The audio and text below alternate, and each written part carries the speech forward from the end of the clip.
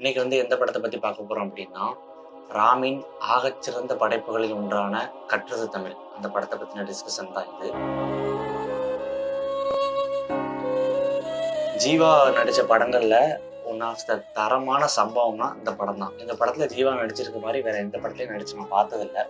வேற மாதிரியான ஒரு ஆக்டிங். ஜீவா மாதிரியே தெரியாது அந்த படத்துல. பிரபாகர் மாதிரி தான் இருக்கும். அவன் நடிப்பு அந்த மாதிரி தான். ஒரு தனி லீக்ல இருக்கும் அந்த படம் மட்டுமே. ஏன்னா அந்த கேரக்டருக்கு அவருக்கு போட்டிருக்க எஃபோர்ட் நடிப்புமே வேற ஒரு இடத்துல இருக்கும். மித்த படத்தெல்லாம் கம்பேர் பண்ணும்போது. அப்புறம் அஞ்சலி நடிச்சிருக்காங்க. அப்புறம் இவனோட மியூசிக் எல்லாமே பயங்கரமா சூப்பரா இருக்கும் இந்த படத்துல. சாங்ஸ் எல்லாமே ஹிட்டான சாங்ஸ். எல்லாமே அதுல அந்த பறவை எங்கிருக்கிற ஒரு சாங் அதை வச்சு மட்டுமே ஒரு டிஸ்கஷன் பண்ணலாம் ரொம்ப நேரத்துக்கு. ஸோ அந்த மாதிரி ஒரு சாங் அது. இந்த படத்தோட ஒன்லைன் என்னன்னா, தமிழ் படிச்ச ஒருத்தன் அவன் எப்படிலாம் அந்த அந்த சொசைட்டி அவனை எப்படி பாதிச்சுது, அவனுக்கு என்னென்னலாம் பண்ணுச்சு அப்படிங்கிறது அந்த படத்தோட கதை. அப்புறம் பிரபாகர், ஆனந்தி இந்த 2 பேரோட காதல் கதை தான் இது. இப்படி ஒரு லவ்வை எந்த படத்துலையும் காட்டி நான் பார்த்ததில்லை. ஒரு மாதிரி ட்ராமாக்குள்ள கொண்டு போயிருவார் அவரு. அந்த மாதிரியான ஒரு படம் தான் இது. அந்த படம் பார்த்த முடிச்சதுக்கு அப்புறம் அதோட தாக்கம் நம்ம கூட ரொம்ப நாளைக்கு இருக்கும். ஏன்னா அந்த மாதிரியான ஒரு டெப்தா இருக்கும் இந்த படம். இன்டென்ஸா அது அவங்க பேசுற வசனம் ஒவ்வொன்றுமே, அவன் ஹீரோ பேசுற ஒவ்வொன்று அது எல்லாமே பிலாசபிக்கலா நிறைய விஷயம் சொல்லுவான். அது எல்லாமே நமக்கு அவ்வளோ டெப்தா இருக்கும். ஒரு மாதிரி நம்ம எமோஷனலா ஃபீல் பண்ண ஆரம்பிச்சோம். அந்த கேரக்டரோட ரொம்ப க்ளோஸா அப்படி டிராவல் பண்ணும் படம் ஃபுல்லாவே. சில சீன்ல நிறைய ஹோப் கிடைக்கும். சில சீன்ல நிறைய நம்மள இப்படி ஒரு சுச்சுவேஷனான்னு சொல்லிட்டு அவன் லைஃப் ஃபுல்லாவே அந்த மாதிரி தான் இருக்கும். படத்தோட ஸ்டார்டிங்கே அவன் தற்கொலை பண்ற மாதிரி தான் ஆரம்பிப்பாங்க படத்தை. ஏன் தற்கொலை பண்றான், அவனுக்கு என்ன நடந்துச்சு, அவன் லைஃப்ல என்ன நடந்துச்சு அப்படிங்கறத ஒரு கதையா சொல்லுவான். அதுதான் நமக்கு சொல்ற கதை தான் அந்த கற்றது தமிழ் படத்தோட கதை. எடுத்தோடனே அவன் ஒரு ஸ்கூல்ல தமிழ் வாத்தியாரா இருப்பான். பாடம் எடுத்துட்டு இருக்கும்போது அவங்களுக்கு ஒவ்வொன்றா சொல்லிட்டு இருப்பான். சொல்லும்போது அவன் மானத்தை பத்தி ஒரு விஷயம் சொல்லுவான். மயிர் நிப்பின் வாளா கவரிமான் உயிர் நிப்பின் அப்படின்னு சொல்லிட்டு ஏதோ திருவள்ளுவரோட இதை சொல்லுவான். அதை சொல்லி முடிச்சதுக்கு அப்புறம் எல்லாரும் சொல்லுவாங்க, ஏய் சார் மயிர்ன்னு சொல்லிட்டாரு, மயிர்னா கெட்ட வார்த்தை அப்படிங்கிற மாதிரி சொல்லுவான். மயிருங்கிறது கெட்ட வார்த்தை கிடையாது, ஒரு தூய தமிழ் வார்த்தை அப்படிங்கிற மாதிரி சொல்லி, அதுக்கு என்ன அர்த்தம் அப்படின்னா, மானம் போயிருச்சுன்னா அதுக்கப்புறம் உயிர் வாழ்றதே இது இல்லை அப்படிங்கிற மாதிரி திருவள்ளுவர் சொன்ன மாதிரி சொல்லுவான். அவன் சொல்லிட்டு அவன் வெளியில கடையில இருந்து சிகரெட் அடிச்சுட்டு இருப்பான். அந்த போலீஸ்கார ஒரு கேரக்டர் வருவான். அவனை பார்த்த ஒரு இரிட்டேட்டிங்கான கேரக்டர் அவன் பார்த்து, என்னடா சிகரெட்டை கீழே போட மாட்டியா, கீழே போடுறா அப்படின்னு சொல்லிட்டு பப்ளிக் பிளேஸ்ல சிகரெட் பிடிச்சதுக்காக அவனை அரெஸ்ட் பண்ற அப்படின்னு சொல்லிட்டு கூட்டு போயிடுவானுங்க. கூட்டு போய் சிகரெட் தானடா பிடிச்சேன், அதுக்கே அவங்க தானே பண்றாங்கன்னு சொல்லிட்டு அங்க போலீஸ் ஸ்டேஷன் போகும்போது தான் தெரியும், அங்கேயே உள்ள நிறைய அராஜகம் நடக்கும். வெளியில பிடிச்சாதான் தப்பு, உள்ள பிடிச்சா தப்பு இல்ல, நீ ஓவரா பேசுற, உன்னை கஞ்சா கேஸ்ல இது பண்றேன்னு சொல்லிட்டு அவனை ரொம்ப இது பண்ணுவானுங்க. அதான் அப்ப கூட அந்த கூட்டு போகும்போது பார்த்தோன்னா மேல இருந்து ஸ்கூல்ல அந்த கிளாஸ் பையங்க எல்லாருமே அந்த பசங்க எல்லாருமே பார்ப்பாங்க, அவனோட மானம் போயிருச்சு அப்படின்னு. இந்த படம் ஃபுல்லாமே படத்துல வர்ற டயலாக் எல்லாமே ஒரு பொயட்ரி மாதிரி தான் இருக்கும். அவன் போலீஸ் ஸ்டேஷன்ல போயிட்டு வெளில வந்துடும். வெளில இந்த மாதிரி ஒரு சுச்சுவேஷன் ஆயிரும். உடனே அவன் எதுக்கு சூசைட் பண்ணுவேன்னு சொல்லிட்டு தான் பேக்ரவுண்ட்ல ஒரு வாய்ஸ் ஓவர் போய்கிட்டு இருக்கும். இந்த ஒரு சுச்சுவேஷன் மட்டும் நான் சாகுறதுக்கு காரணம் இல்லை, ஏன்னா நான் தமிழ் வாத்தியாரா இருக்கிறேன். அந்த ஒரு அவன் தமிழ் வாத்தியாரா இருந்தா அந்த ஒரு காரணம் போதா, தமிழ் படிச்சு இந்த சொசைட்டில இருக்கிறது போதா அந்த ஒரு காரணம், நான் சொல்ற காரணம் நிறைய சில்லியா இருக்கும்னு சொல்லிட்டு அவளுக்கு ஒரு லெட்டர் எழுதி வச்சுட்டு சாக நினைப்பேன். ஏன்னா அவனுக்கு ஒருத்தியை மட்டும் தான் தெரியும். அஞ்சலிங்க ஒரு கேரக்டர் மட்டும் தான் தெரியும். ஆனந்தி அவன் பேரு. ஆனந்தியை மட்டும்தான் அவனுக்கு தெரியும். ஸோ அவளுக்கு லெட்டர் எழுதிக்கிறதுக்காண்டி அவன் அந்த ரீசனை சொல்லுவான். இந்த ஒரு ரீசனு இப்படி ஒரு சுச்சுவேஷன் ஆயிடுச்சுன்னு சொல்லிட்டு அவனுக்கு நடந்த ஒவ்வொரு விஷயத்தையா சொல்லிட்டு இருக்கும்போது, அதுக்கப்புறம் தான் திரும்ப சூசைட் பண்ண ட்ரை பண்ணி கரண்ட் கம்பியில மாட்டி திரும்ப போலீஸ் ஸ்டேஷன்ல போய் மாட்டிடுவான். போலீஸ் ஸ்டேஷன்ல மாட்டினோடனே தான் அவன் என்ன பண்ணிடுவானுங்க, கூட்டி போய்கிட்டு இருப்பானு. கூட்டு போய்கிட்டு இருக்க முன்னாடியே சொல்லுவானுங்க, நாங்க என்ன நினைச்சாலும் பண்ணலாங்க மாதிரி. அவனை என்ன பண்ணிருப்பானு, உனக்கு கஞ்சா கேஸ்ல நாங்க உள்ள போட போறோம்னு சொல்லிட்டு அவன் எடுத்து வச்சு காட்டிட்டு இருப்பான். அதுக்கப்புறம் இந்த மாதிரி அவனை மிரட்டி ஒரு ஜெயிலுக்கு கூட்டு போய்கிட்டு இருக்கானுங்க. அப்பதான் அவன் தப்பிச்சு ஓடுவான். ஓடி போயிட்டு அவன் ரூம்ல தங்கிட்டு இருப்பான். அந்த ரூம்ல இருந்து எல்லாத்தையும் எடுத்துட்டு அவன்கிட்ட காசு இருக்காது, ஓடி போய் ஒரு இடத்துல ட்ரெயின் ஏறி வெளியூர் போயிடலாம், தப்பிச்சு போயிடலாம், அந்தமேல இங்க இருந்தா போலீஸ் தொல்லையா இருக்குன்னு சொல்லிட்டு அவன் கிளம்பி போறதுக்கு ஒரு ட்ரெயின்ல போய் ஏற போவான். அங்க டிக்கெட் எடுக்கணும். டிக்கெட் எடுக்க அவன்கிட்ட 5 ரூபா கிழிஞ்ச காசு தான் இருக்கும். ஸோ அந்த கிழிஞ்ச காசை அந்த கவுண்டர்கிட்ட கொடுப்பான். வாங்க மாட்டான். கிழிஞ்சிருக்கு, வேற காசை கொண்டான்னு சொல்லி டென்ஷன்ல என்ன பண்ணுவான், பிடிச்சி இழுத்து அவன் சட்டையை பிடிச்சி வெளியே இழுக்கு ஒரு கோவத்துல இழுப்பான். அதை அவன் முன்னாடி இருக்க ஆணியில குத்தினோடனே அவன் குத்தி அந்த ரத்தம் அவன் கையில படும். அவன் ஒரு பயத்துல இருப்பான், ஒரு ப்ரெஷர்ல இருப்பான். தப்பிச்சு ஒண்ணும் அந்த ரத்தம் அவன் கையில பட்டதுக்கு அப்புறம் அவனுக்குள்ள ஒரு பீஸ் வரும். அப்போ ஒரு டயலாக் சொல்லுவான் ட்ரெயின்ல போகும்போது, இந்த உலகமே என்ன ஒரு மயிறு மாதிரி ஆக்கிருச்சு, ஆனா ஒரு துளி ரத்தம் என்ன கடவுளாக்குச்சு அப்படின்னு ஒரு டைலாக் சொல்லுவான். இதுக்கப்புறம் நடந்த ஒரு 3 மாசம் 4 மாசத்துல நான் ஒரு 22 கொலை கிட்ட பண்ணேன் அப்படிமா. ஸோ அவன் நம்ப மாட்டான்.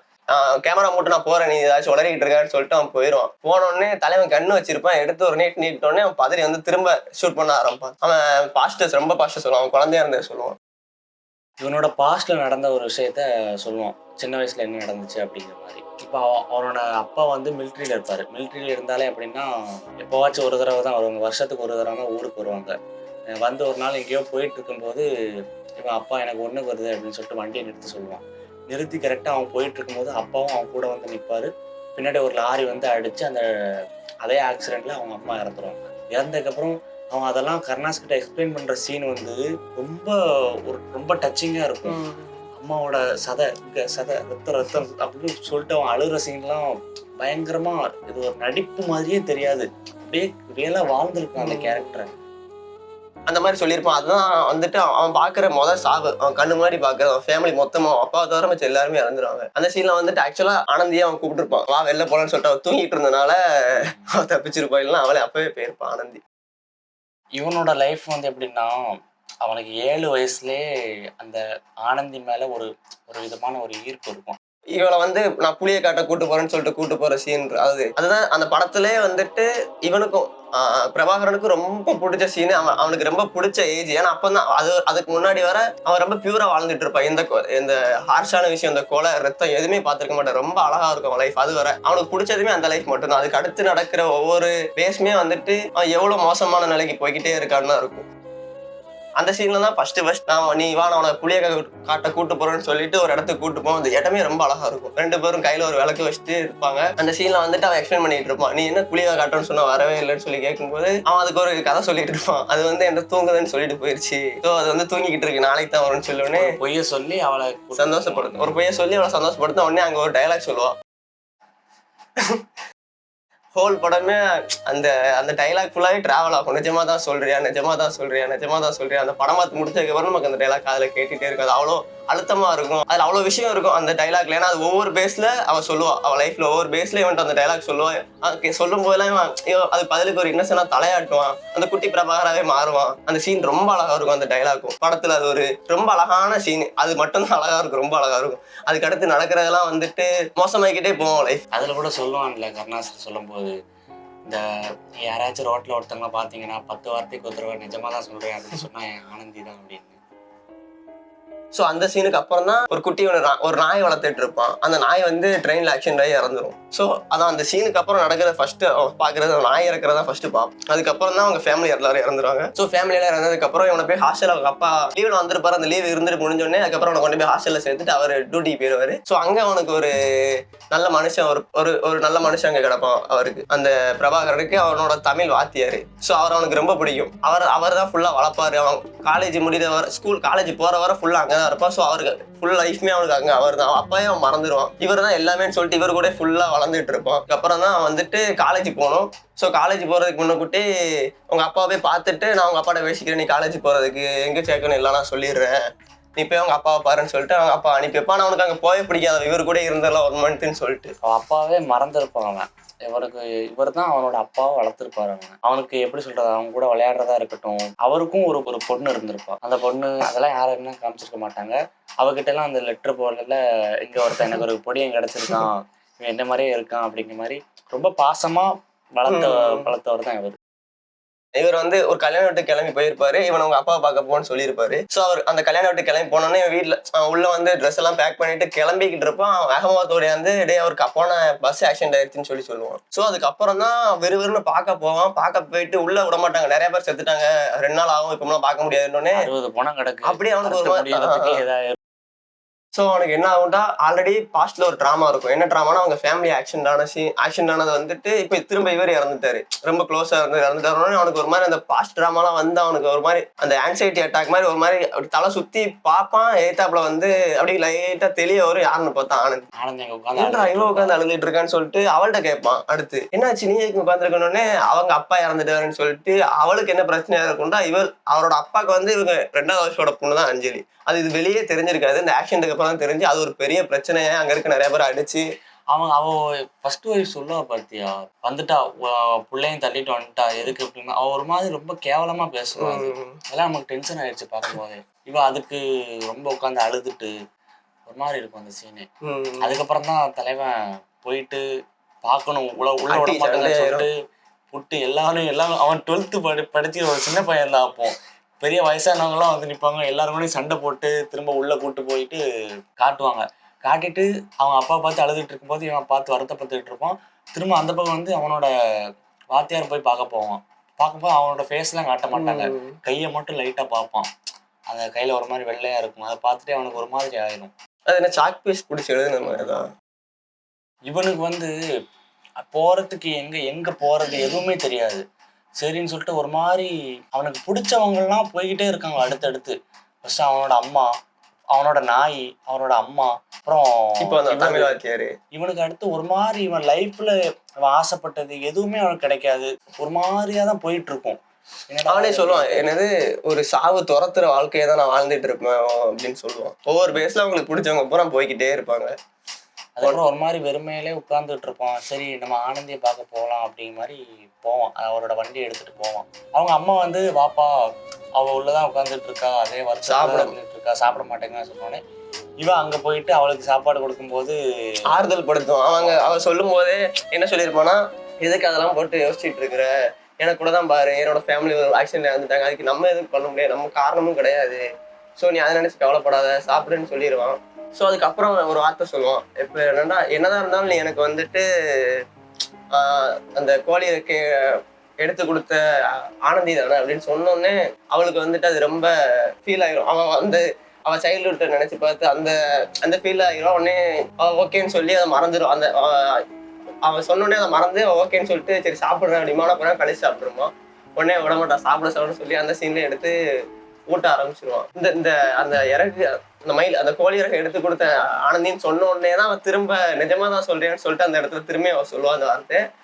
அது நம்ம எல்லாருக்குமே செம ஃபீலா இருக்கும். அந்த சீனே ரொம்ப அழகா இருக்கும் அவன் சொன்னதுக்கு அப்புறம். ஸோ அதுக்கப்புறம் அவன் சாப்பாடு ஊட்டி விட்டு இருப்பான். அப்போதான் யுவனையா வந்து உனக்காக தாயின்னு ஒரு சாங்கை ஸ்டார்ட் பண்ணுவாரு. வந்து அது ஒரு மொரட்டு பேங்கு. அதுக்கப்புறம் அவங்க கடன் வாங்கியிருப்பாங்க. அந்த கடன்காரன் வந்து கேட்பான், வட்டி எல்லாத்தையும் கொடு அப்படின்னு சொல்லி கேட்கும்போது இவன் வந்து காசு இல்லை, நான் 1 மாசத்துல தம்பி போட்டு விட்றேன்னு சொன்னான், அதுக்கப்புறம் தாரேன் அப்படிங்கிற சொல்லும்போது வெளியில வண்டி நிற்கிதுல்ல, நான் எடுத்துட்டு போறேன் அப்படிங்கிற மாதிரி எடுத்துட்டு போயிடுவான். அது வந்து இவன் பிரபாகரனோட வண்டி, அவனோட தமிழ் ஐயாவோட வண்டி அது. இவனுக்கு வந்து சரி நான் சொன்னா தம்பி கேட்டுக்கும் அப்படின்னு சொல்லிட்டு அவன் அம்மா சொல்லிடுவான். அதுக்கப்புறம் ஒரு மாதிரி தயங்கி அவன்கிட்ட சொல்லிடுவான். அப்படி அவன் வந்து அது எதுவுமே பெருசா எடுத்துக்காம பரவாயில்ல நம்ம அடுத்த 1 மாசம் தானே நான் அட்ஜஸ்ட் பண்ணிக்கிறேன் வாங்கிக்கலாம் அப்படிங்கிற மாதிரி சொல்லிடுவான். அதுக்கப்புறம் யாருக்குமே தெரியாம பின்னாடி போயிட்டு அவன் அழுதுட்டு இருப்பான். தண்ணி எடுத்துருவான்னு சொல்லிட்டு அவளை சொல்லிட்டு அவன் அங்கிருந்து அழுதுட்டு இருப்பான். அவரோட வண்டியை எடுத்துட்டு போயிட்டாங்க அப்படின்னு சொல்லிட்டு வருத்தத்துல அழுதுட்டு இருப்பான். ஸோ அதுக்கப்புறம் தான் வந்துட்டு அவன் எதுக்கு அந்த வீட்டுக்கு அப்போ வந்திருப்பானா, ஸ்வீட் கொண்டு வந்திருப்பான். 12th pass ஆயிருப்பான். அவனுக்கு வந்து காலேஜ் ஒரு இடத்துல கிடைச்சிருக்கும், சீட்டு கிடைச்சிருக்கும். ஸோ அந்த இதில் தான் வந்து வீட்டுக்கு ஸ்வீட் கொடுக்க வந்திருப்பான். ஸோ அதுக்கப்புறம் இந்த மாதிரி சினாரி நடந்தோடனே நான் அதுக்கப்புறம் காலேஜ் போயிடுவேன், அதுக்கப்புறம் எப்போ வரும்னு சொல்லி கேட்பா. நான் அந்த செமஸ்டர் முடிஞ்சாதான் வருவேன். ஸோ 1 year ஆயிரும்.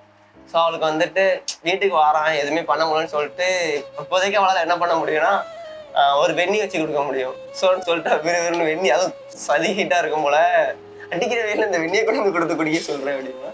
ஸோ அதையும் வாங்கி ரொம்ப நேரம் கையில் வச்சுட்டு ஒரு மாதிரி குடிச்சிருவான். அந்த வெண்ணியை குடிச்சிட்டு அப்போ சொல்லுவான் ஒரு டைலாக், அதாவது சூடான டீயை குடிங்க, சூடான பாலை குடிங்க, உங்க உதட்ட சுட்டுக்கோங்க, அப்படி சுடும் போது உங்களை நினைக்கிறவங்க நினைச்சுக்கோங்க. நல்லா இருக்கும். ஒவ்வொரு டைலாக்குமே எப்படா அப்படிங்கிற மாதிரி பயங்கரமா இருக்கும், சூப்பரா இருக்கும் ஒவ்வொரு டைலாக்குமே. அதான் அவன் காதலிய அவன் வர்ணிச்சு அவன் சொல்றது, அவன் கவிதைலாம் எழுதுறது. ஒரு இதுல கூட கவிதை எழுதி கொடுப்பான் தெரியுமா, ஒரு ஆனந்திக்கு எழுத வேண்டிய கவிதையை தப்பான ஒருத்தங்க எழுது, அவன் கவிதை எழுதி கொடுத்துதான் அந்த பொண்ணே கரெக்டா இருக்கும். ஒரு மாதிரி இவனால எல்லாருமே நல்லா இருப்பாங்க, ஆனா இவனோட வாழ்க்கை மட்டும் அப்படியே ஒரு மாதிரி போய்கிட்டே இருக்கும். அதுக்கப்புறம் காலேஜ் போயிடுவான். ஃபர்ஸ்ட் டே அங்க வாத்தியார் வந்து எல்லார்ட்டையும் கேட்டுட்டு இருப்பாரு, நீ எதுக்கு தமிழ் படிக்க வந்த, என்ன மார்க் எடுத்த அப்படின்னு ஒருத்தன்ட்டே கேட்டுட்டு இருக்கும்போது எல்லாரும் ஒருத்தன் என்ன சொல்லுவான்னா, எனக்கு வந்து ஊர்ல கொஞ்சம் நிலம் இருக்கு, ஏதாவது டிகிரி முடிக்கணும் அப்படிங்கிறதுக்காக வந்தேன், இது வேற எதுவும் கிடைக்கல அதனால வந்தேன் அப்படின்னு சொல்லிட்டு ஒவ்வொருத்தனும் காரணம் சொல்லிட்டு இருப்பான். இவனை வெள்ளச்சட்டை நீ எந்திரி அப்படின்னு சொல்லிட்டு கேட்கும்போது உன் பேர் என்ன சொல்லும்போது பிரபாகரன் சொல்லுவான். அப்புறம் எதுக்கு தமிழ் படிக்க வந்தான்னாட்ட தமிழ் ரொம்ப பிடிக்கும். அப்படியா, நீ என்ன மார்க் எடுத்த? 1100. 1100 எடுத்து நீ எதுக்கு இங்கே வந்த அப்படின்னு சொல்லி கேட்பான். அவன் வந்து இல்லை சார் தமிழ் ரொம்ப பிடிக்கும் அதுக்காக வந்து தான் வந்தேன் அப்படின்னு. இல்ல நீ வந்து உனக்கு நான் இதை கொடுத்துட்றேன். அவன் நம்ப மாட்டான். மார்க் ஷீட்லாம் வாங்கி கேட்டு அவன் அதுக்கப்புறம் பார்த்ததுக்கு அப்புறம் தான் நீ வந்து அப்பா கூட்டு போயிரு மெடிக்கல் காலேஜ்ல போயிட்டு நீ போய் ஜாயின் பண்ணிட்டு அப்படிமா.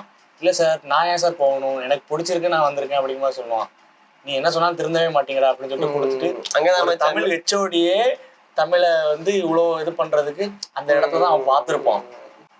சரி, நான் இன்னொரு விஷயத்த மென்ஷன் பண்ணிக்கிறேங்க. ராம் பட்டேல்ல இருந்து வந்த ஒரு ஒரு யாரு ஒரு டைரக்டர் நம்ம மாரி செல்வராஜ் அங்க ஒரு கேமியா பண்ணிருப்பாரு. அங்க ஒரு ஸ்டூடெண்ட்.